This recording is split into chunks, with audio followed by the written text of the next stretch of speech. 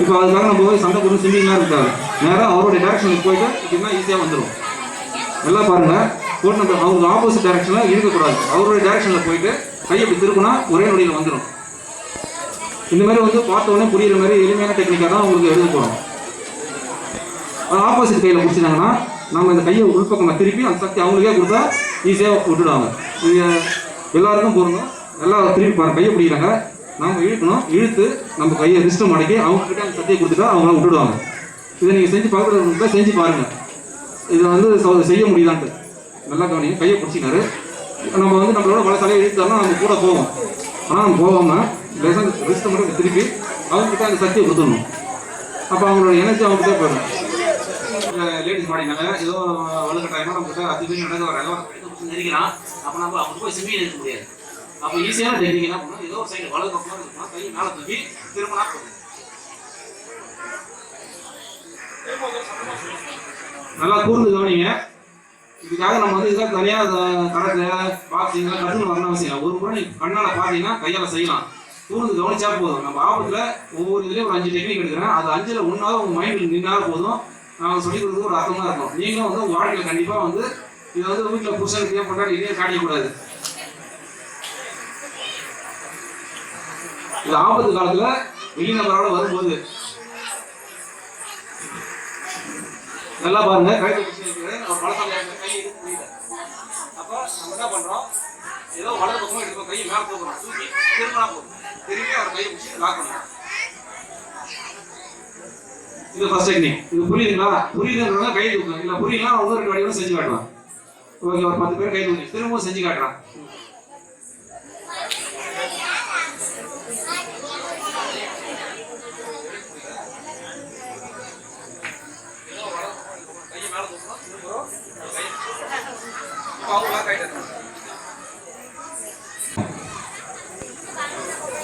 இது 2வது டெக்னிக். கழுத்தை பிடிச்சிக்கிறாரு.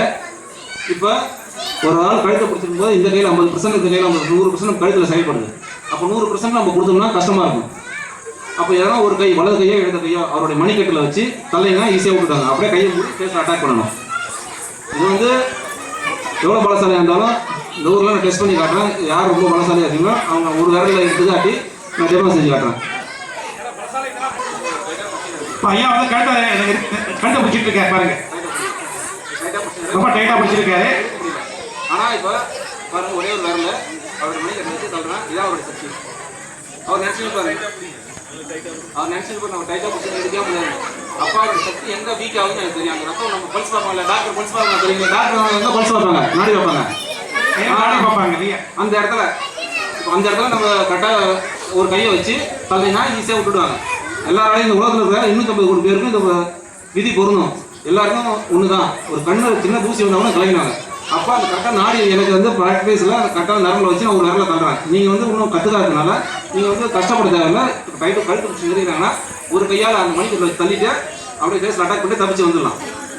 அவங்க கொஞ்சம் நேரம் குறைஞ்சிருவாங்க. இது 2வது டெக்னிக். புரியுதுங்களா? புரிஞ்சவங்க திரும்ப ஒரு தடவை கை தட்டி தான் ஆறாவது தான் சந்தோஷமாக இருக்கு. அடுத்தது பண்ணுறதுங்க பாருங்க, நான் வந்து 10 நேரம் யூஸ் பண்ணேன், ஒரே ஒரு தான் அவர் தைச்சு அவருக்கு தான் தெரியும். சரிங்களா? பாருங்க, இப்போ என்னால் மட்டும்தான் முடியும் கிடையாது, உங்களாலையும் முடியும். அப்போ கரெக்டாக அந்த நரம்பை ரேடியோலாம் அதுக்கு நர்ஸில் கரெக்டாக வச்சு நீங்கள் செஞ்சீங்கன்னா தான் முடியும். 2வது டெக்னிக் புரியுதா? நீங்கள் இப்போ வந்து நரம்புலாம் தேடி இருக்காங்க. ஒரு ஆள் கழுத்து சொல்லியிருக்காங்கன்னா ஒரு கை ஏதோ பலதோ விடுதோ மணிக்கட்டை வச்சு தலையெல்லாம் விட்டுடுவாங்க. நீங்கள் பக்கத்தில் இருந்தால் செஞ்சு பாருங்கள். தயவுசெய்து 18 வயசு கீழே இருக்க சின்ன பசங்க செஞ்சு பார்க்காதீங்க. உங்களுக்கு ஆபத்துனா மட்டும் செய்யுங்க. இப்போ அடுத்த டெக்னிக்கு தயவுசெய்து வீட்டில் கண்டிப்பாக செய்யக்கூடாது. இன்னும் அதோட ஈஸியான டெக்னிக் இது.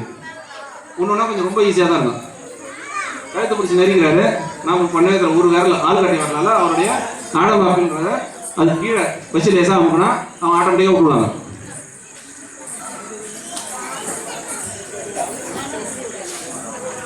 நெச்சிட்டு இருக்காங்க.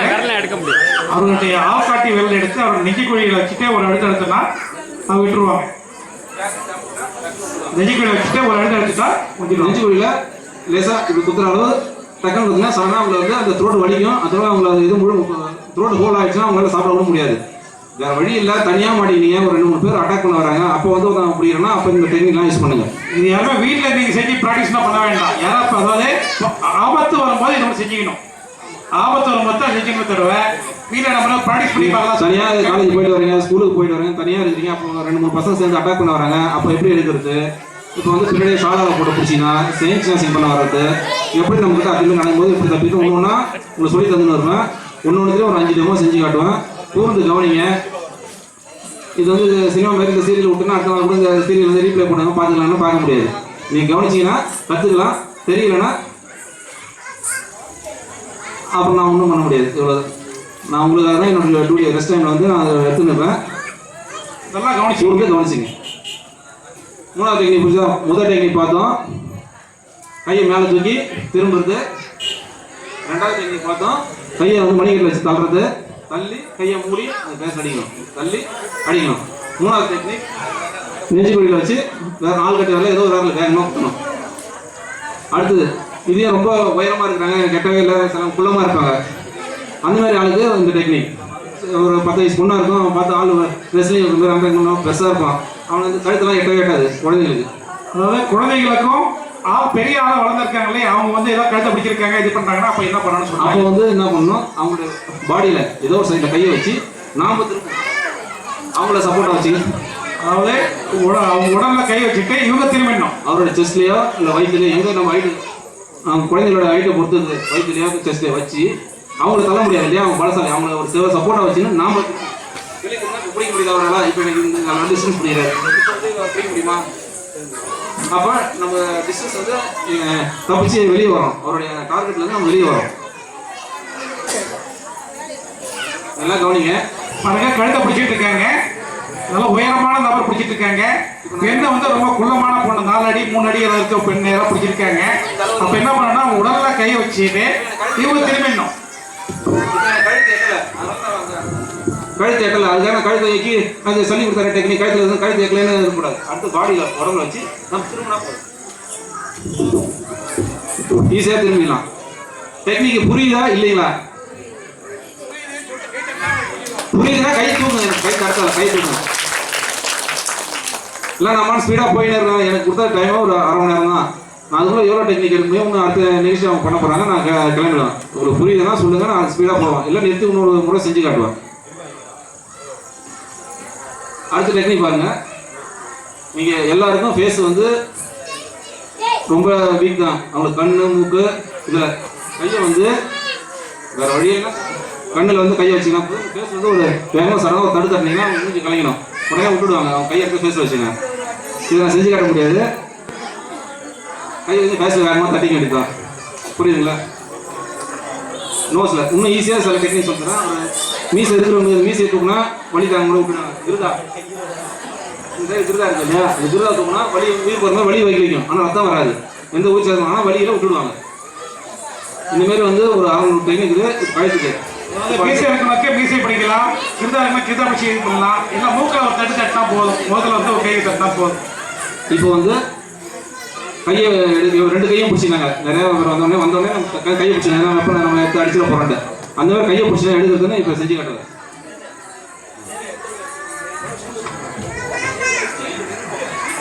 நல்லா கவனிங்க. கையை உள் பக்கமாக திருப்பி வெளியே தள்ளணும்.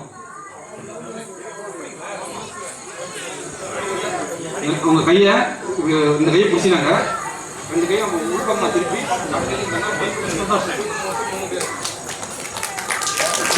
நீங்க இதுக்காக கஷ்டப்பட தேவையில்ல.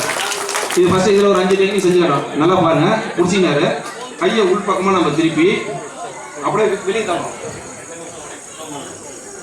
2வது டெக்னிக் அதோட ஈஸியாக, யாராவது கையை பிடிச்சாங்களா, பிடிச்ச உடனே 2 அக்களையும் ஒன்றா சாக்கிடணும். அக்களையும் ஒன்றாக்கி எல்போ மேலே தூக்கணும், ஈஸியாக வந்துடும். பிடிச்ச உடனே செஞ்சாதான் இது. பிடிச்சாங்க அவங்களுக்கு ரெஸ்ட் கொடுத்து பிடிச்ச கையை அகலப்படுத்தக்கூடாது, பிடிச்ச உடனே கையை சேர்த்து மேலே தூக்கணும், ஈஸியாக வந்துடும். 2 கையும் ஒன்றாக்கி இது 4 விரல் இருக்குது. இந்த 4 விரல் டைரக்ஷனில் எடுத்தால் கஷ்டமாக இருக்கும். இந்த கட்ட விரல் டைரக்ஷன் எடுத்தால் 1 விரல், 4 விரலுக்கு சக்தி அதிகமாக இருக்கும். 1 விரல் சரி எடுத்தீங்கன்னா ஈஸியாக வந்துடும். நல்லா கவனிங்க. எல்போ ஒன்றாக்குறோம், கட்ட விரல் மேல் பக்கமாக இருக்குன்னா வந்துடும். புரியுதுங்களா? அடுத்த கைக்கு போகிறோம். இப்போ பாருங்க, இப்போ 0 மாரி கையை பிடிச்சினாரு, நம்ம சிம்பிள் 2 கையை கறந்து கையை மேல் தோட்டி அவங்க லாக் ரிலீஸ் ஆகிடும் ஆட்டோமேட்டிக்காக. ஒவ்வொரு கையை செஞ்சு காட்டு. நல்லா பாருங்கள். கையை வந்து நம்ம டைட்டாக பிடிச்சினாங்க, சிம்பிளாக எடுக்க முடியல. ஆனால் கையை நம்ம மேலே தூக்குறோம், மேலே கீழே நல்லா பாருங்கள்.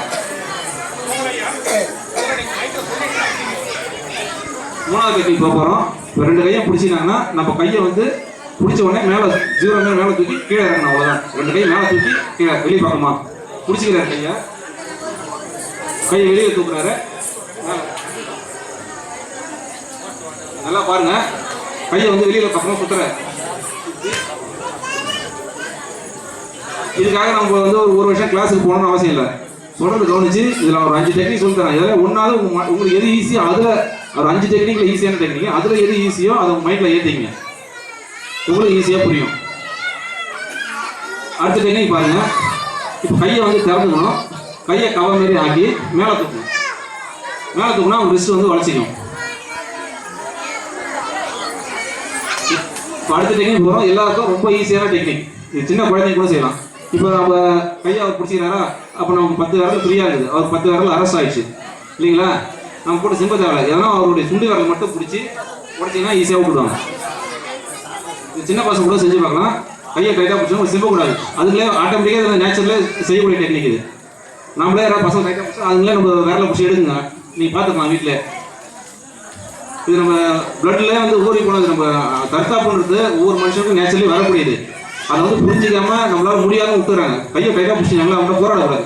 அவங்களோட ஒரு விரலை பிடிச்சி இருக்கணும்னா முழு கண்ட்ரோல் நம்மகிட்ட வந்துடும். இந்த டெக்னிக் புரியுதா?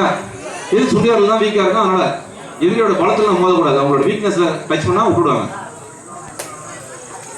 நல்லா பாருங்க. அதே மாதிரி இப்போ பின்பக்கமாக வந்து பிடிச்சிக்கினாங்க. பின்பக்கம் வந்து பிடிச்சிக்கினாங்க. ஒவ்வொரு டைமையாக செஞ்சு காட்டுறோம். ஒன்று அஞ்சு பிடிச்சிக்கினாங்க. பிடிச்சிக்கணுன்னே நமக்கு 2 கை ஃப்ரீயாக இருக்குது. இப்போ இந்த அவருடைய ரிஸ்ட்டில் மேல் பகுதி நரம்பு இருக்கு. அந்த இடத்துல கையை மூடி வேகமாக தட்டினீங்கன்னா விட்டுடுவாங்க. புரியுது? இந்த இடத்துல 1.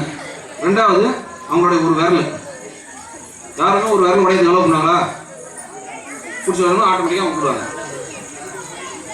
இங்கே வேகமாக உங்கள் ஃபுல் சக்தி கையை டைட்டாக மூடி வேகமாக பட்டீங்கன்னா சல்லுன்னு உயிர் வரணும் இல்லைன்னா டக்குன்னு கை எடுத்துருவாங்க. எப்படி நெருப்பு கை பிடிச்சா எடுத்துருவாங்க, அந்த ஸ்பீடாக எடுத்துருவாங்க. 2வது விரல். இப்போ இது 2த்தையும் எடுக்க முடியல, ரொம்ப டைட்டாக பிடிச்சினார். அப்போ கையை மேலே தூக்கி அவர் தலையை பிடிச்சி பிரிக்கிறது இல்லை. நீங்கள் செஞ்சு பாருங்க. அப்போ அவங்களுடைய பேலன்ஸ் தடுமாறி கீழே வந்துடும். தலை தான் நம்ம ஸ்டேரிங் மாதிரி. தலையை முன்பக்கமாவோ பின்பக்கமாவோ நம்ம சாய்ச்சி விட்டோம்னா அவங்க அன்பேலன்ஸ் ஆகிடுவாங்க. பிடிச்சிங்கனாங்க நம்ம கொஞ்சம் வளைஞ்சு கையை மேலே தூக்கணும். அவங்க தலையை பிடிச்சி கீழே கீழே பார்த்தீங்களா? இப்போ கையை சேர்த்து வச்சு பிடிச்சினாங்க. சார் நீங்கள் கையை எடுத்து கொஞ்சம் சேர்த்து வச்சு பிடிச்சாங்க. நாம் 2 கையை சேர்த்துக்கணும். 2 கையை சேர்த்துக்கணும். கையை தலைக்கு மேலே பாருங்க. நல்லா பாருங்க. கையை சேர்த்து வச்சு முடிச்சிருக்காங்க. 2 கையை சேர்த்து வச்சிருக்காங்க. 2 கையை சேர்த்து மேல தூக்கணும். இப்போ தனித்தனியாக கையை செஞ்சோம்னா பலம் குறையும். 2 கையும் ஒன்றா சேர்க்கும் போது நம்ம சக்தி அதிகமாக வரும். கையை நீட்டி நம்ம எந்த அளவு ஸ்ட்ரைட் பண்ணுமோ ஸ்ட்ரைட் பண்ணி தலைக்கு மேலே வேகமாக தூக்கணும். ரைட்டாலிக்கு மேலே கை வந்து தூக்கி போயிடும். ஆட்டோமேட்டிக் லாக் ரிலீஸ் ஆகிடும். அடுத்தது இப்போ வந்து இந்த கையை சேர்த்து வச்சு பிடிச்சினாங்க. இது பிடிச்சினாங்க. இந்த டெக்னிக் வந்து கொஞ்சம் ரிஸ்கான டெக்னிக்கு. காலை உடச்சிக்கும். நீங்கள் செய்யாதீங்க. காலை ஒரு கால் அகலமாக்கி கால் உடச்சிக்கும். இது ரொம்ப ஆபத்து. வேறு வழியில் கையை சேர்த்து பிடிச்சிங்கன்னா ஒரு காலுக்கு அவங்களோட பிடிச்சிட்டு தான் இருக்கிறாங்க. நம்ம தப்பிச்சு தான் போக முடியாது, ஆனால் குனிய முடியும். அதாவது சார் சொன்னதெல்லாம் பாருங்க. குனிஞ்சு அவரோட காலை எடுக்கணும். குனிஞ்சு அவரோட காலை எடுக்கணும். நான் 2 கையை பிடிச்சிட்டு இருக்கும் போதே அவங்களால கையை இது பண்ண முடியும்னா உடனே கீழே குனிஞ்சு அவரோட காலை ஒரு காலை பிடிச்சி எடுத்து விட்டா அவர் கீழே வந்துடுவாங்க. இப்போ நம்ம எல்லாருமே காலை வாரி விட்டா கீழே ஊந்துருவோம். அப்போ அவங்க கீழே ஊந்துட கூடாது, கையை எடுத்துருவாங்க. ஆட்டோமேட்டிக்காக அந்த புடி ரிலீஸ் ஆகிடும்.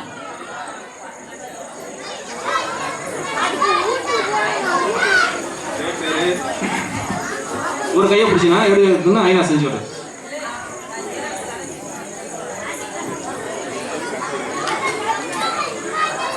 இப்போ அது பாருங்க. அவர் இழுக்குள்ள அவரோட டைரக்ஷன் போகக்கூடாது. ஏன்னா அவர் இழுக்கிறத நம்ம ஆப்போசிட் கொடுக்கணும். இப்போ ஒரு 50 கிலோ அவர் இருக்கிறாருன்னா நான் ஒரு 50 கிலோ இப்போ அவர் இழுப்புனா 100 ஆகுது பாருங்க. அவருக்கு ஃபுல்லாக வெயிட்டை கொடுத்து அப்புறம் ஓப்பன் பண்ணணும்.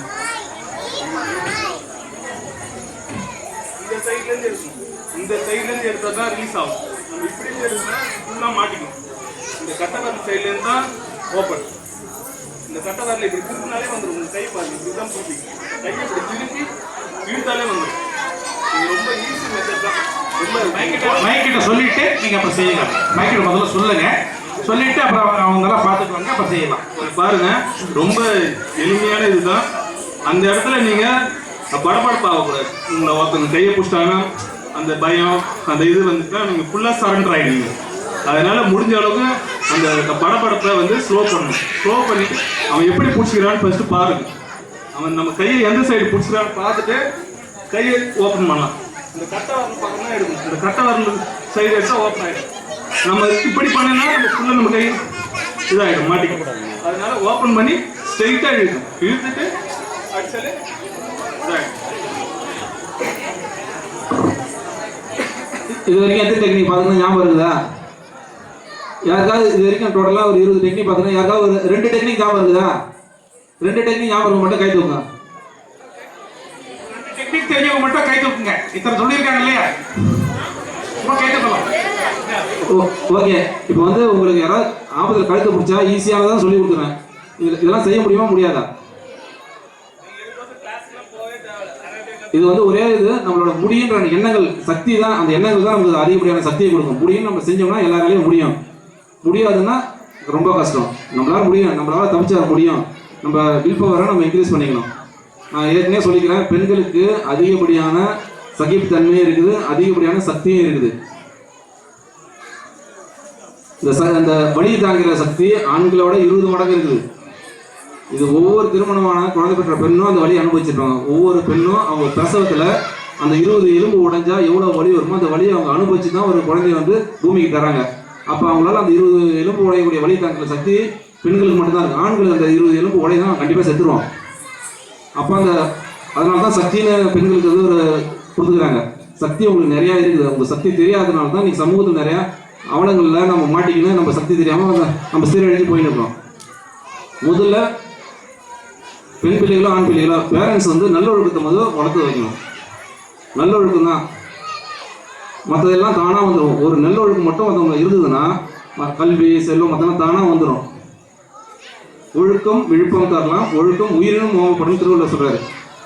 இப்போ ஒழுக்கன்றது நம்ம சின்ன வயசுலேருந்தே வளரணும்.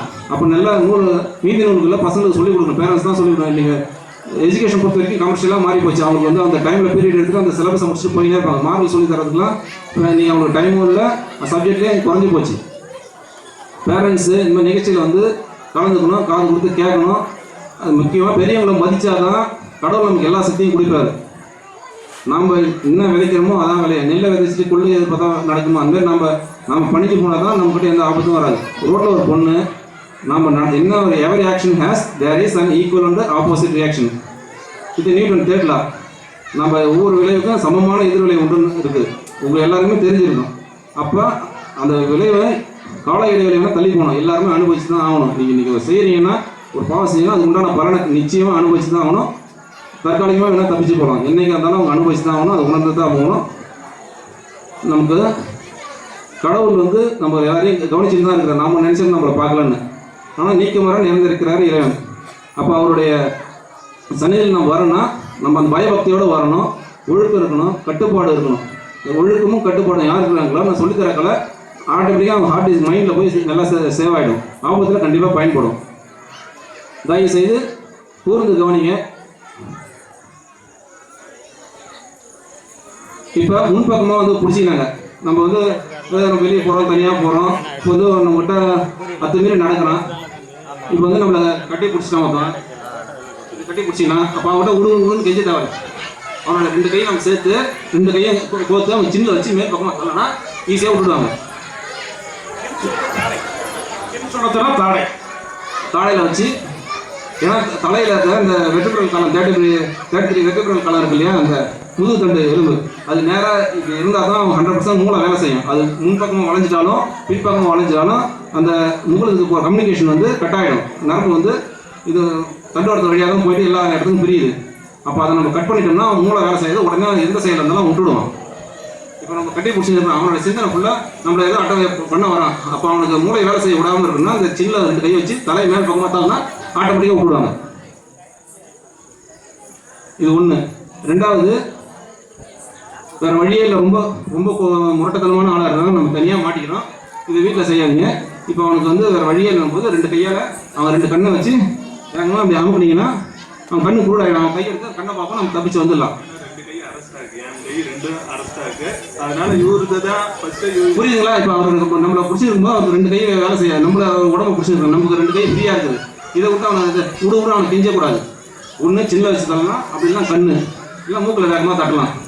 அப்படியும் முடியலையா, அதுக்கடுத்து அவன் தலையை வச்சு முன்பக்கமாக அமுக்கினாலும் அவன் வந்து திரும்பின்னு நம்ம பாடியிலேருந்து கை எடுத்துருவான். தலை தானே நமக்கு சாரி மாரி. இதில் நல்லா பாருங்கள், இதை நான் செஞ்சு காட்டக்கூட சில டெக்னிக் இருக்குது. இதை நான் தனியாக கிளாஸ் 3 நாளைக்கு வந்து கொரோனாலாம் முடியட்டும் ஃப்ரீயாக வந்து ஒரு கிளாஸாக வந்து நான் போட்டு சொல்லித்தரேன். சில டெக்னிக் சென்சாரில் கட் பண்ணி தான் ஆகணும். ஏன்னா நீங்கள் எல்லாம் செஞ்சு யார் உதவியாக போயிட போது எனக்கு பயமாக இருக்குது. அதனால தான் வந்து மோஸ்ட்லி சின்ன பசங்களாம் கிளாஸ் எடுக்கிறதில்ல, எல்லாரும் சின்ன பசங்க கூப்பிட்டு கவனிக்கிறாங்க. அதனால் வந்து சில டெக்னிக் வந்து வரும் பாயிண்ட்லாம் இருக்குது, அங்கே கையை வச்சாலே அவங்க மயக்கம் போட்டு ஊந்துருவாங்க. அதெல்லாம் இப்போ நான் செஞ்சு காட்ட மாட்டேன். தயவுசெய்து நீங்கள் வந்து செய்கிற டெக்னிக் எல்லாருக்கும் செய்ய முடியும், ஈஸியாக செய்ய முடியலன்னா அதில் என்ன டிஃபிகல்ட்டிஸ் இருக்குதோ அதை கிளியர் பண்ணி இன்னும் எளிமையாக சொல்லி தருவோம். புரியுதுங்களா? அதுமாதிரி பின்னாடி பிடிக்கிறாங்க, கையை சேர்த்து வச்சு இப்போ இதுமாதிரி பிடிக்கிறாங்க, ஈஸியாக தப்பிச்சாங்க, காலை மெரிக்கலாம் இல்லையா? நம்ம ஈஸியாக காலை மெரிக்க முடியுமா? தலையை பின்னாடி இடிக்க முடியுமா? சமயோஜிதை பற்றி தான். நமக்கு எதாவது ஒன்று சடனாக செய்யணும். காலை மெரிக்கலாம், பின்னாடி இடிக்கலாம், இல்லை கை ஃப்ரீயாகுது பின்னாடி வந்து வேகமாக தட்டணும்னா விட்டுடுவாங்க. அவங்க உயிர் நடிக்க வேகமாக தட்டணும் அடிச்சோம்னா விட்டுடுவாங்க. இதெல்லாம் வந்து இடிக்கலாம், கை வேகமாக எடுத்து அவங்க மூஞ்சில் அடிக்கலாம் இல்லையா? கை அடிக்க முடியல, அவர் தூக்கி பேசுகிற போட்டு நம்ம பழைய டெக்னிக்கை வந்து வச்சு நம்ம அட்டாக் பண்ணிடலாம். இதில் உங்களுக்கு யாராவது செய்ய முடியாத டெக்னிக் இருக்குது, உங்களுக்கு யாராவது டவுட்னா சொல்லுங்கள், நாங்கள் இன்னும் கிளியர் பண்ணுறோம். பின்னாடி கழுத்து பிடிச்சி நெரிக்கிறாரு, அப்போ ஒரு நம்ம கெஞ்சி தேவை சடனாக டக்கு நல்லா பாருங்க. நம்ம பிடிச்சி நம்ம 100 பேர் ஆபத்தில் பண்ணுறது கையை இங்கே வச்சுக்கிறோம், ஆனால் பின் பக்கம் தான் பிடிக்கிறாங்க. நம்ம திரும்பினாலே கையை பேசுறதுலாம் விட்டுடுவாங்க. அந்த சிந்தனை நமக்கு வரணும். அது வந்து ஷாலோ கயிறோ ஒயரோ எது வந்தாலும் நமக்கு ஃபோர்ஸ் எங்கேருந்து வருதோ, மூளை எங்கே இருக்குதோ அங்கே தான் நம்ம வந்து ரிமூவ் பண்ணணும். அதை விட்டு இங்கே பிடிச்சிருக்கிற வந்து வில்லு அம்பணும் கூட, வில்லு விடுறது யார், அதுதான் நம்ம டார்கெட்டு. இப்போ இங்கே பிடிச்சிருக்காங்க, நம்ம போட்டு துண்டையே இங்கே இழுத்து இருந்தால் அது வேலை இருக்குன்னு தான் இருக்கும். அதை பிடிக்கிறது யார்? திரும்பி அவங்களோட ஃபேஸில் ஒரு அட்டாக், இல்லை வயிற்று ஒரு அட்டாக், ஐயோ ஒரு அட்டாக் பண்ணிங்கன்னா ஆட்டோமேட்டிக்காக விட்டுருவாங்க, நம்ம தப்பிச்சிடலாம். அதே மாதிரி லேடிஸ் வந்து பின்னாடி முடியை பிடிச்சி இழுக்கிறது, அப்போ வந்து நம்ம போட்டு தலையை விடுன்னு கேட்கக்கூடாது. முடியை பிடிச்சி இருந்தாங்கன்னா அவங்க கையை தான் சேர்த்து பிடிக்கணும், பிடிச்சி கீழே குனிஞ்சா அவங்க கை லாக் ஆகிடும். பிரசன்ஸ் ஆஃப் மைண்ட், அதாவது சமயோஜிதை பற்றி martial arts is nothing but presence of mind. அப்படின்னா தற்காப்பு கலைன்றது சமயோஜிதை பற்றி தான் முதல் பிரச்சனை. ஏதோ ஒன்று வரும், நம்ம கிட்ட ஒரு தப்பு நடக்குதுன்னா நம்மளோட அனுமதி இல்லாமல் நடக்காது. நம்மளை ஒரு கொசு கடிக்கணும்னா நம்ம என்ன பண்ணுவோம்? எடுத்தோடனே அடிப்போம். அது கொசு கடிக்கும் போதே நம்ம உணர்வுனா கையை லேசாக ஊதுனாலே அந்த கொசு போயிடும் இல்லையா? கொசு விலகி விட்டுலாம். First choice missing. Martial arts என்னுடைய ஃபார்முலா சொல்லிடுறேன்: மிஸ்ஸிங், பிளாக்கிங், அட்டாக்கிங். இப்போ இது வந்து என்னை வந்து அடிக்க வராரு, நான் மிஸ் பண்ணிட்டேன், இதுக்காக இது கற்று தரல, நவுந்துட்டா போதும், மிஸ் ஆகிடும். அடுத்து பிளாக் அடிக்கிறேன், நான் தடுக்கிறேன். மூணாவது தான் நம்ம அட்டாக் பண்ணுறோம்.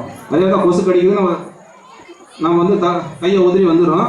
அதுக்கடுத்து அதை சாவடிக்காமல் தள்ளியும் விட்டுடலாம், பிளாக் பண்ணிடுறோம் கடிக்காமல். மூணாவது அட்டாக்கிங், ஒரே அடியில் அந்த கொசு எடுத்துடும். இப்போ அந்த மூணாவது இது தான் நம்ம வந்து நிறைய பேர் செய்யணும்னு ஆசைப்படுறோமே தவிர கடிக்குமா வருமுன்னு காக்கிறதே செய்யறதில்லை. அப்போ கொசு கடிக்காமல் இருக்குன்னா என்ன பண்ணணும்? வீட்டை சுத்தபத்தமாக வச்சு கொசு உற்பத்தி தடுக்கணும். உற்பத்தி ஆகாமல் தடுக்கணும், சுத்தபத்தமாக இருக்கணும், கொசு வலை பயன்படுத்தணும். இல்லை வந்து நம்ம இந்த ஓடோமாஸ் அந்த மாதிரி லிக்விடை பயன்படுத்தணும், இல்லை லோஷன் எதனா தடவிக்கலாம். நம்மக்கிட்ட வந்து வேர்வை யாருக்கு அதிகமாக வருதோ அவங்கள நோக்கி கொசு ஆட்டோமேட்டிக்காக 1 கிலோமீட்டர் வரைக்கும் அதை ஸ்மெல் பண்ணி வரக்கூடிய சக்தி உண்டு. அப்போ நம்மள உடம்பு சுத்தப்படுத்தணும், சுற்றுப்புறத்தை சுத்தப்படுத்தணும் வச்சினாலே கொசு உற்பத்தி ஆகாது. அதே மாதிரி தான் நம்ம எண்ணங்களை நேர்மறை எண்ணங்களை வச்சுக்கணும். வெளியில் போகும்போது சாமி கும்பிட்டு நெத்தியில் ஒரு திருநூறு வச்சுட்டு போட்டிங்கன்னா, உங்களை யாராவது விபூதியோ தூங்கும் நெத்தியில் வச்சுட்டு போட்டிங்கன்னா மற்ற ஜென்ஸால் உங்களால் ஹிப்னாட்டிசம் பண்ணவே முடியாது. அந்த திருநீருக்கு அவ்வளோ சக்தி உண்டு. சத்தம் சொல்லுங்க. அதாவது ஒருத்தவங்க திருநீர் பூசிட்டு போனாலோ உங்களுக்கு குங்குமம் போட்டு வச்சுட்டு போனாலோ யாரும் வந்து உங்க வந்து ஹிப்னாட்டிசம் இது பண்ண முடியாது, வசியம் பண்ண முடியாது. அந்த நெத்தியில குங்குமம் தெளிவாக தெரிஞ்சாலும் வகுட்டிலையும் நம்ம குங்குமம் வச்சு திருநீர் வச்சு கிடையாது, சிக்கல் கிடையாது, குங்குமம் வச்சுட்டு போகணும். குங்குமம் ரெண்டுலையுமே வச்சுதான் உங்களுக்கு அந்த பீனல் கிளாண்ட் ஒன்று நெத்தியில் ஒரு இருக்குது. இதுதான் முனிவர்கள்லாம் அந்த காலத்தில் பயன்படுத்தாங்க. அந்த கிளாண்டில் நினைச்சோம்னா அடுத்து என்ன நடக்கும்போது நமக்கு தெரியும் முன்கூட்டியே. அந்த கிளாண்டை வந்து நம்ம அந்த குருகுல கல்வி முறையில் இருந்தது. இப்போ இருக்கிற மெக்கானிக் கல்வி முறையில் அதை நம்ம அந்த கிளாண்டை யூஸ் பண்ணுறதே இல்லை. நம்ம கண்மூடி தியானம் பண்ணி நமக்கு உடம்புல என்ன மாற்றம் நடக்குது, நம்ம உடம்பும் பஞ்சபூதங்களால் ஆனது தான், இந்த உலகமும் பஞ்சபூதங்களால் ஆனது தான். அப்போ அந்த நம்ம உடம்புக்கும் அந்த பூமிக்கு தொடர்பு உண்டு. அப்போ நம்ம தொடர்பாக நம்ம ஏற்படுத்தின அந்த பயோபிளாஸ்மிக் எனர்ஜி நம்மளை சுற்றி எல்லா இடத்துலையும் கரண்ட்டு கண்ணுக்கு தெரியாது, தொட்டா ஷாக் அடிக்குது, லைட் இருக்குது. அதே மாதிரி தான் மேக்னெட்டிக் ஃபீல்டு, காந்த புலம் நம்மளை சுற்றி இருக்குது. நம்ம சின்ன வயசில் படிச்சிருக்கோம், மேக்னெட்டை தொங்கிட்டா அது நார்த் டைரக்ஷனில் ஆட்டோமேட்டிக்காக காட்டும், நார்த் சவுத்தில். அப்போ நம்ம என்ன அலைகள் அதிக அலைகள் நம்ம ஓடினே இருக்குது. நம்ம என்ன அலைகளுக்கு எல்லையே கிடையாது. இங்கேருந்துன்னா அடுத்து அமெரிக்காவில் என்ன நடக்குது நம்மளால் இங்கிருந்து கணிக்க முடியும். நம்ம என்ன அலைகள் ஃப்ராக்ஷன் ஆஃப் செகண்டில் பல லட்சம் கிலோமீட்டர் செல்லக்கூடியது. நம்ம முன்னோர்கள் ஞானிகள் முனிவர்கள்லாம் உட்காந்துருந்து நம்ம கிரகங்கள் இருக்குது, அது இத்தனை கிலோமீட்டர் இருக்குது, இத்தனை சுழற்சியில் சுற்றுதுன்ட்டு கண்டுபிடிச்சாங்க. அவங்க இதுக்கும் சேட்டலைட் அனுப்பிச்சோ அவங்க விண்வெளிக்கு போய் கண்டுபிடிச்சோம், உட்காந்துருந்து அவங்க என்ன சக்தியால் தான் கண்டுபிடிச்சாங்க. அப்போ நம்ம இறைவனை நினச்சி டெய்லி ஒரு 10 நிமிஷம் தியானம் பண்ணாலே நம்மக்கிட்ட பாசிட்டிவ் வைப்ரேஷன் ஏறிக்கிட்டே இருக்கும். நம்மளை சுற்றி எதிரி நம்மக்கிட்ட இருந்த தாத்திரம் கெட்ட குணம் எல்லாம் நம்மளை விலகி போயிடும். நம்ம எதெல்லாம் நம்ம பிரச்சனை நினச்சி கடவுள்கிட்ட போய் வேண்டுமோ அந்த சக்தி நமக்கு எண்ணங்கள் சக்தி கூடியே இருக்கும். அப்போ டெய்லி நாம் என்ன பண்ணணும், சுத்தப்பத்தமாக டெய்லி ஒரு 10 நிமிஷம் இறைவனை வழி பண்ணணும். எதுவுமே எனக்கு எந்த மாத்திரமும் தெரியாதுங்க, சிவசிவான்னு சொன்னாலே போதும். நம்ம வாயில் அந்த உச்சரிப்பு இல்லை, எல்லா கடவுளும் ஒன்று தான், எல்லாம் சிவஸ்வரூபம் தான். முருகா இல்லை சிவா விநாயகர், ஏதோ ஒரு நமக்கு வாயில் எந்த ஒரு நமக்கு ஒவ்வொரு ஆளுக்கும் குலதெய்வம்னு ஒன்று இருக்கும், இஷ்ட தெய்வம்னு ஒன்று இருக்கும். நீங்கள் எதனா ஒரு பேரை சொல்லிவிட்டு அந்த செயலை தொடங்குங்க, ஆட்டோமேட்டிக்காக அது நல்லதாகவே நடக்கும். அது வெளியில் போகும்போது திரும்பி சொல்கிறேன், வெறும் நெற்றி பாழனே சொல்லிக்கிறார் திருப்பானந்தார். என்ன சொல் வெறும் நெற்றி, நம்ம வந்து விபதி இல்லாமல் வந்தாலும் நான் வந்து வச்சுருந்தோம் வந்தேன். எனக்கு வந்து வழியில் 2 வாட்டி மூஞ்சி கழுத்தா எல்லாம் போயிடுச்சு. இங்கே வந்து வந்தவொடனே சாமி கும்பிட்டு தான் பார்த்தேன், திரை போட்டதுனால சரி நம்ம வந்து போகும்போது சாமி கும்பிட்டு போகணுன்ட்டு இருக்கிறேன். வீட்டை விட்டு நான் எப்போ கிளம்புனாலும் சாமி கும்பிட்டு விபூதி திருநீர் தரிக்காமல் நான் இது வரைக்கும் வெளியே வந்ததே இல்லை. நான் போகிற காரியம் எல்லாம் சக்ஸஸ் தான் ஆகும். என்றைக்கு நான் அங்கே என்ன மாதிரி அர்ஜென்டாக இருந்தாலும் ஒரு நிமிஷம் சாமி போட்டு கையெழுத்து 2 கையெழுத்து கும்பிட்றதுக்கு 1 மணி நேரம் ஆக போகிறேன். கையெழுத்து கும்பிட்டு இறைவன்கிட்ட வந்து நம்ம வீட்டில் எல்லா வீட்டு சாமி அறையிலையும் ஒரு சாமி படம் இருந்தால் நம்ம விபூதி இருக்கும். அதை விபூதியை கும்பிட்டு எடுத்து வச்சுட்டு போகிறது ரொம்ப நல்லது.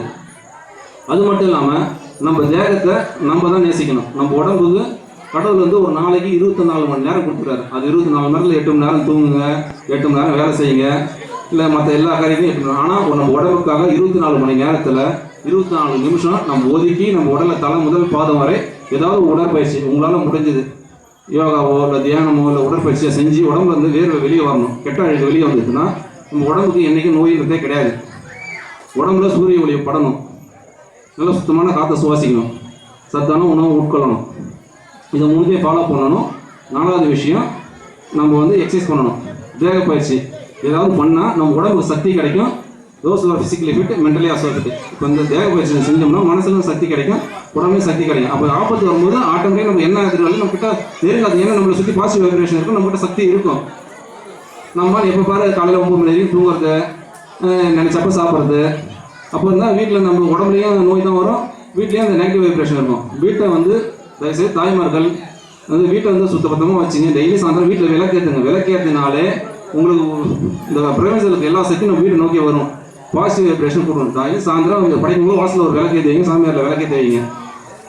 இது அறிவியல் பூர்வமாக நிரூபிக்கப்பட்டது. நம்ம விளக்குக்கு நல்லெண்ணெய் ஊற்றியோ நெய் ஊற்றியோ வீட்டில் என்ன இருக்குதோ ஒரு விளக்கேற்றி வச்சுக்கணும். சாமியாரிலும் வாசல்லையும் நம்ம பாசிட்டிவ் எனர்ஜி அதை ஃபுல்லாக இழுத்து கொடுக்கும். நம்ம கிட்ட இருக்கிற சக்தியெல்லாம் விளைக்கணும். நம்ம அந்த காலத்தில் வீட்டுக்குள்ளே வரும்போதே வெளியில் போயிட்டு வந்தோம்னா கையை காலை கழுவிட்டு தான் வீட்டில் வரும். இப்போ இந்த கொரோனா வந்ததுக்கப்புறம் தான் கையெல்லாம் சோப்பு போட்டு கழுவுறாங்க. ஆனால் அந்த கையை சோப்பு போட்டு ஒரு 20 செகண்டாக வச்சு தான் கொரோனா கிருமிஸ் ஆகும். ஆனால் கையை போட்டு ஒரு 2 செகண்ட் கூட நம்ம ஆரோக்கியத்துக்காக ஒரு 20 செகண்ட் தான், மணிக்கணக்கு கூட இல்லை, அது கூட நம்ம ஸ்பெண்ட் பண்ணுறதில்ல. இது ஒரு இறைவன் நிகழ்ச்சி இருக்கிறதுனால நிறையா அடியார்கள் பெரியவர்கள் பேச இருக்கிறதுனால உங்களுக்கு ஏன்னா இந்த தற்காப்பு கலையில் சம்மந்தமாக பெண்கள் டவுட்டுங்க கேளுங்க, நான் கிளியர் பண்ணுறேன். இப்போ எனக்கு கேட்டாங்க ஒருத்தவங்க 4 பேர் பிடிச்சினா 2 பேர் பிடிச்சினா, இப்போ ஒரு நாள் முன்னாடி கேளுங்க 4 பேர். இப்போ 3 பேர் 4 பேர் 5 பேர் நம்ம கையை பிடிச்சினாலும் பயப்படக்கூடாது. நம்ம எல்லாரும் வந்து ஒரு டைரக்ஷனில் கை இழுக்கிறாங்க. ஆக்சுவலி நம்ம வந்து நம்ம போராடுறது கஷ்டமாக இருக்கும். அப்போ இந்த சக்தியை வந்து கையில் கொடுக்கக்கூடாது, ஷோல்டரில் கொடுக்கணும். ஷோல்டரில் நம்ம சாஞ்சி அவங்க பக்கமாக 3 பேர் 5 பேர் 10 பேர் கணக்கெலாம் இல்லை. இந்த ப்ரெசன்ஸ் ஆஃப் மைண்டு நம்ம சக்தி 5 பேர் 3 பேர் சேர்ந்து இழுக்க முடியுமா? கஷ்டமாக இருக்கும். நான் இழுப்பேன், ஆனால் அவங்களுக்கு கஷ்டமாக இருக்கும். அந்த அவங்க சக்தியை அவங்களுக்கே திருப்பி கொடுத்துடணும், எனர்ஜியை.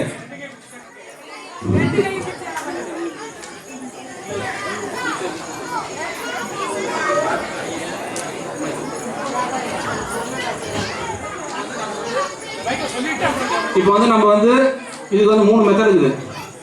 இப்போ எனக்கு சக்தி இருந்ததுன்னா இந்த சக்தியை நான் வந்து என் உள் பக்கமாக பிடிச்சிக்கிறாங்க. இந்த சக்தியை உள் பக்கமாக ஒன்று. ரெண்டாவது, இப்போ இந்த சைடில் வந்து எனக்கு வலது பக்கம் 2 பேர் இருக்காங்க, இடது பக்கம் ஒரு ஆள் இருக்காங்க. இப்போ எனக்கு எந்த சைடு சக்தி இருக்கும்? இப்போ இவர் ஒரு 50 கிலோ, இவர் ஒரு 50 கிலோ, நான் ஒரு 50, 100, 150, அவர் 200. இப்போ நான் இந்த சைடு போனால் நாங்கள் 150 கிலோ ஆகிடும். ஒரு ஆள் ப்ரெசன்ஸ் ஆஃப் மைண்டை யூஸ் பண்ணோம். இப்போ 3 பேர் இந்த சைடு 2 பேர் பிடிச்சினா, இந்த சைடு ஒரு ஆள் பிடிச்சினாங்க. ஒரு ஆளை பற்றி நம்ம கவலைப்படுத்தல. 2 பேர் சைடில் நம்ம போனோம்னா அப்படியே தள்ளி விட்டுலாம். அடுத்து நம்ம 2 கையும் அவங்க அரசு இருக்கும், அட்டாக் பண்ணி தப்பிச்சிக்கலாம். ஒரு கையை ரிலீஸ் பண்ணிட்டாலே போதும், மற்றவங்க எல்லாரும் நம்ம தப்பிச்சிக்கலாம். புரியுதுங்களா? இதில் 2 பேர் பிடிச்சினாங்க, 2 பேர் சிம்பிள் கூடாது. கவனிங்க, 2 பேர் பிடிச்சினா 2 பேருக்கு பழத்தையும் போட்டு நம்ம இழுத்து நம்ம எனர்ஜி லாஸ் ஆகிடும். இதெல்லாம் ஒரு சைடில் வந்து நம்ம சாஞ்சிடணும். இப்போ நம்ம சைடு இருக்கோம்னா ஏதோ ஒரு சைடு இப்படி திரும்பி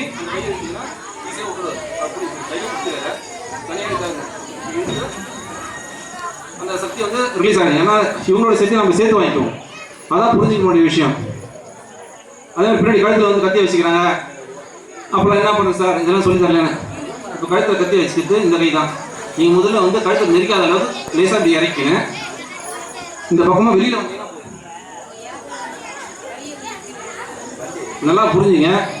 இப்படி வச்சுக்கிறாங்க. ஒரு கையால் மொத்தம் 3 மெத்தட் இருக்குது. இப்படி வச்சு இறக்கினேன். அவரோட ஷோல்டர் பிடிச்சி அப்படின்னா அவர் வெளியே வந்துடுவார். ஒன்று அது வெப்பன், அது வெப்பனுக்கு தெரியாது, யார் வெட்டாலும் வெட்டும். வெப்பனை பிடிச்சிட்டு அந்த ரிஸ்ட்டில் வச்சு நான் கையை இறக்கி அவரோட ஷோல்டரில் கையை வச்சுன்னா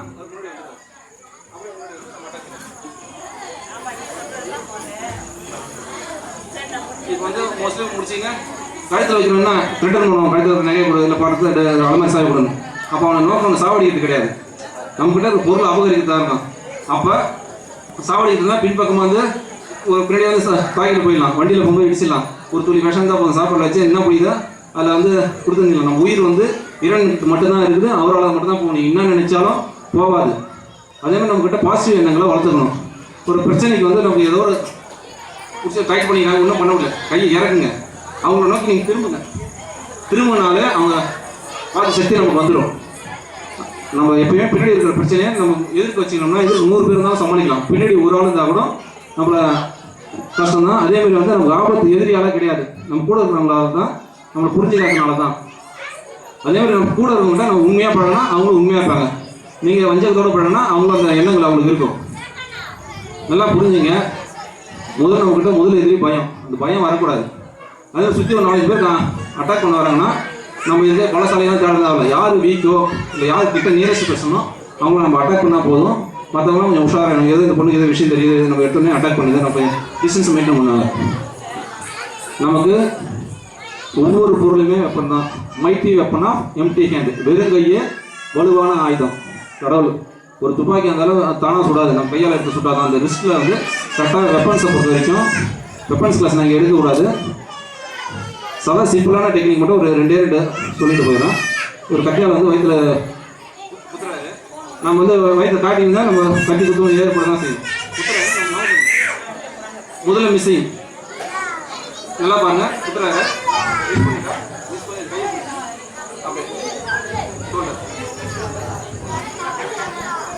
ஃப்ராக்ஷன் செகண்ட் நம்ம வேகமாக குத்துறாரு, டக்குன்னு வந்துருக்கு.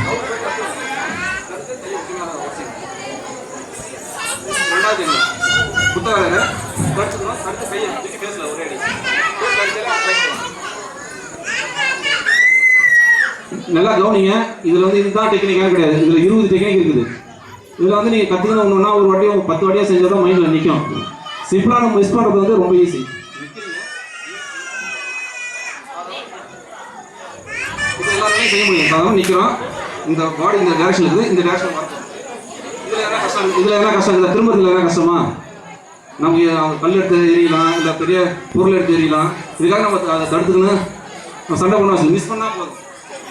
நம்ம கையில் குழந்தை வச்சுருப்போம், ஏதாச்சும் அடிக்கிறாங்க, அதுக்காக நமக்கு வந்து குழந்தை நம்ம உயிர் தான் முக்கியம். நம்ம விலகினாலே போதும். எந்த ஒரு பிரச்சனையும் நம்ம எதிர்த்து போக தான் நமக்கு முன்னால் துணிவு எதிர்த்து போராட முடியும்னா நீங்கள் போராடணும். உள் மனசை சொல்லணும். எல்லாத்துக்கும் நம்ம வந்து உள்ளுணர்வு வந்து கண்டிப்பாக கூட வந்து கடவுள் சொல்லிட்டே தான் இருப்பார். இது வந்து போகும்போதே தடுக்கும். இது செய்யக்கூடாது. நாங்கள் பேரண்ட்ஸ் ரூபில் தடுக்கும், இல்லை வாரியார் ரூபத்தில், இல்லை வீட்டில் இருக்க ரூபத்தில் ஏதோ ஒரு செயலை செய்யும்போது தடுக்குதான். அதை நம்ம மதிக்கிறது கிடையாது. நம்மளே நம்ம மதிக்கிறது கிடையாது. நம்ம பெற்றவங்க எங்கே மதிப்போம். இன்னும் உள்ளுணர்வு வந்து எல்லாருக்கும் கடவுள் வந்து ஏதோ ஒரு ரூபத்தில் அசரி ரூபத்தில் சொல்லிட்டு தான் இருக்கிறாரு. நம்ம அதை புரிஞ்சுக்கிட்டு தான் கிடையாது. நம்ம அதை ஒழுங்காக கூர்ந்து கவனித்தோம்னா இந்த சூட்சமான ரகசியங்களை இறைவன் வந்து எல்லாருக்கும் நேரடியாக சொல்கிறது இல்லை. எல்லாமே ஒவ்வொரு பாடல்லையும், ஒவ்வொரு சூட்சமத்துலையும், மந்திரத்துலையும், ஒவ்வொரு இதுலேயும் இருக்குது. அதை நம்ம உணரணும்னா நம்ம இறைவனுக்கு நம்மளை முழுமையாக அர்ப்பணிக்கணும்.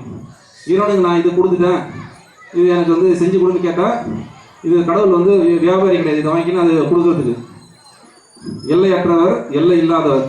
இப்போ வந்து அவர்கிட்ட நாம் வந்து சரணடைஞ்சால் மட்டும்தான் அவர் நமக்கு வந்து அவருடைய கருணை வந்து நம்ம மேலே இறங்கும். நம்ம வந்து இறைவனை பொறுத்தவரைக்கும் நம்ம சரணாகதி தான் அடையணும். எதிர்த்து போராடவே கூடாது. அப்போ நீ அவனை இத்தனால அவனை கும்பிட்டேன் எனக்கு செய்யவே இல்லைன்னா ஏதோ ஒரு பத்திரம் மறைமோ நீ செஞ்சு இருக்கிறாரு, நீ அதை புரிஞ்சிக்கலன்னு அர்த்தம். இறைவர்களால் எல்லாரும் இன்புற்று வாழணும்னு சொல்லி தொடர்ந்து உரையை முடிச்சுக்கிறேன். நன்றி, வணக்கம்.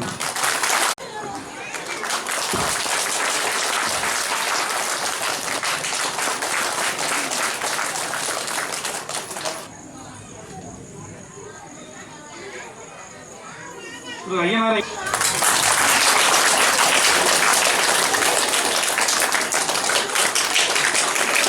இங்க என்ன ஒரு அதிசயம்னா, நம்ம சுவாமி எது கேட்டாலும் தர, எது கேட்டாலும் தர. இங்க வந்து அப்படிதான் இங்க ஐயனாரைய வந்து எதை கேட்டு போனார், அவருக்கு கொடுத்துருக்கார். அவர் என்ன கொடுத்துருக்காரு சாமி சொல்லிட்டு மேடையில் தான் சொல்லுவான்னு சொல்லிட்டு அவர் சொல்லிட்டார். மேடையில் தான் சொல்லுன்னு சொல்லிட்டார். 2 வருஷம் மட்டும் இங்க வந்தார், 1.5 வருஷம் மட்டும் வந்தார் இல்லையா? சாமி கிட்ட வந்து விண்ணப்பிச்சாரு. சாமி என்ன கேட்டா சொல்லிட்டார், கொடுத்துட்டாரு. அந்த ரகசியத்தை ஊர் மக்கள் முன்னாடி சாமி முன்னாடி தான் சொல்லுவான்னு சொல்லிட்டார். அது என்ன ரகசியம் கேட்டுக்கலாமா வேணாமா?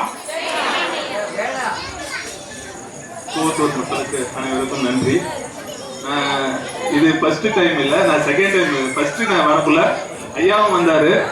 நான் இவரு மோகன் ஐயா தான் என்னை ஃபர்ஸ்ட் கூட்டின்னு வந்தாரு இந்த கோத்தூருக்கு. இந்த தற்காப்பு கலையை பற்றி ஒரு சின்ன இது சொல்லணும் அப்படின்னு. நான் வந்து இப்போ ஐயா தான் காமிச்சது கோயில் எப்படி இருக்குன்னு. நான் அப்போ ரொம்ப கஷ்டப்பட்டேன், இந்த கோயில் என்ன இப்படி இருக்கு. அடுத்த தாட்டி வரக்குள்ள இந்த கோயில் இன்னும் கொஞ்சம் பிரமாண்டமாக இதுவாகணும், பெருசாகணும் அப்படின்னு நான் வேண்டிங்க வந்தேன். அதேமாரி எனக்கு மேரேஜ் ஆகி எனக்கு ஒரு 3 வருஷம் ஆகுது. அப்போ நான் வரக்குள்ள எனக்கு குழந்தை இல்லை. அப்போ வந்து நான் சிவன்கிட்ட தான், ஐயா கிட்ட தான், நான் யார்கிட்டையும் சொல்லலை. நான் வந்து வேண்டின்னு போனேன், மனசார வேண்டின்னு போனேன். எனக்கு அடுத்த தாட்டி நான் வரக்குள்ள எனக்கு குழந்தை இருக்கணும் ஆண்டவா, என் ஃபேமிலியோட வரணும்னு ஆசைப்பட்டேன். ஆனால் இப்போ தான் டெலிவரி ஆச்சு, அதனால கூட்டின்னு வர முடியல. அடுத்த டைம் நான் கண்டிப்பாக என் ஃபேமிலியோட என் பொண்ணோட கண்டிப்பாக நான் அந்த கோயிலுக்கு வரணும், நான் வரணும்னு ஆசைப்படுறேன். அதேமாரி நம்மளோட எண்ணங்கள் தான் ஐயா சொன்ன மாரி, நீங்கள் எதை நீங்கள் கடவுள்கிட்ட ஆழ்ந்து நீங்கள் கேட்குறீங்களோ அது கண்டிப்பாக கிடைக்கும். ஆனால் பொறுமையாக கிடைச்சாலும் கண்டிப்பாக கிடைக்கும். அது கிடைக்காம மட்டும் போகாது, அது நீங்கள் நினச்சிங்க. அதேமாரி நீங்கள் கடவுள்கிட்ட வரக்குள்ள மனசார வாங்க. நீங்கள் வேற எந்த சிந்தனையோடையும் வேற எதோட உங்களுக்கு என்ன தேவைன்னு நல்லா யோசிச்சு வந்து கேளுங்க. கடவுள் வந்து நம்மளுக்கு கொடுக்கறதுக்கு தான் இருக்கிறாரு. நம்ம தான் கடவுளுக்கு எதுவும் கொடுக்கறது இல்லை. ஆனால் கடவுள் நம்மளுக்கு கொடுத்துட்டு தான் இருக்கிறாரு. அதனால நான் போன டைம் நான் நிஜமா சொல்றேன், நான் வந்து பொய் சொல்லணுமோ இல்லை ஐயா சொல்லியே நான் சொல்லணும் அப்படிலாம் இல்லை. போன டைம் நான் சொன்னேன், ஐயா கிட்ட தான் நான் வந்து ஃபர்ஸ்ட் சொன்னேன், ஐயா அதே மாதிரி பிரெக்னன்ட் ஆகிக்கிறாங்கன்னு. அதனால 3 வருஷம் நிஜமா நான் சொல்றேன், 3 வருஷம் எங்களுக்கு குழந்தையே இல்லை. இப்போதான் 1 வருஷம் தான் ஆகுது. இப்போதான் ஒரு மாசம் தான் ஆகுது, பிறந்து இப்போதான் 1 மாசம் ஆகுது. கண்டிப்பா இங்க இருக்கிற சிவனுக்கு சக்தி அதிகம், சக்தி இல்லாம எதுவும் இல்லை. இந்த கூந்தூர் மக்களுக்கு ரொம்ப நான் பணிவாக கேட்குறேன், இந்த கோயிலை இன்னும் பிரம்மாண்டமா புதுப்பிக்கணும். அதுக்கு என்னால் முடிச்ச உதவியை நான் செய்வேன். நன்றிங்க ஐயா.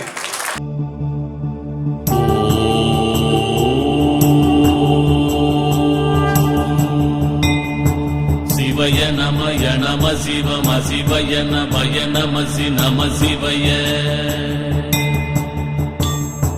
சிவய நமய நம சிவம சிவய நமய நமசி